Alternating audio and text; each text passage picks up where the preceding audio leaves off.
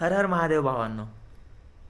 तर दिवाळी झाली आणि गावाकडून दिवाळी झाल्यानंतर आलो, सुट्ट्या संपल्या, कामावर जायचं, जॉबला जायचं, पुण्यात आलो. पण घरी असताना आई किती वेळा म्हटली की बाबा लाडू खा, चिवडा खा, काय जेही दिवाळीत बनवलेलं आहे ते खा.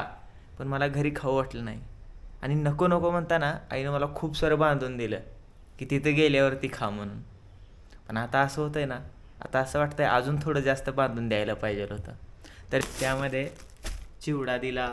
त्या चिवड्यामध्ये अजून काय काठी शेव आहे, ही मला खूप आवडते. म्हणजे एकदम मस्त अशी लय भारी लागते, कुरकुरीत एकदम. त्यानंतर यात काय दिलं आहे, आता असं वाटतं की अजून द्यायला पाहिलं होतं, अजून घेऊन यायला पाहिलं होतं. भले थोडे अपघात झाली असती यायला, पण ठीक आहे. हा बेस कशाचे डाळीचे लाडू, एक भारी अशी टेस्ट लागते ना त्याची, मस्त असे. तर हे काय होतं माहिती आहे का, करंजी होती कानूलं, आणि जरा आता गाडीवरती बांधून आणल्यामुळे ते जरा फुटले जरासं. आणि अजून हे काय, ही शंकरपाळी मला आवडत नाही तरी पण दिली. घरी असताना मला काहीच आवडत नव्हतं यातलं, पण आता जसं पुण्यात आलो ना तसं मला सगळं आवडायला लागलं. आता असं वाटतं आईनं मला अजून बांधून द्यायला पाहिलं होतं. असा सपोर्ट करत राहा मराठी माणसाला यार. चालू केली आहे सुरुवात काहीतरी, ठीक आहे. व्हिडिओ आवडल्यास लाईक करा.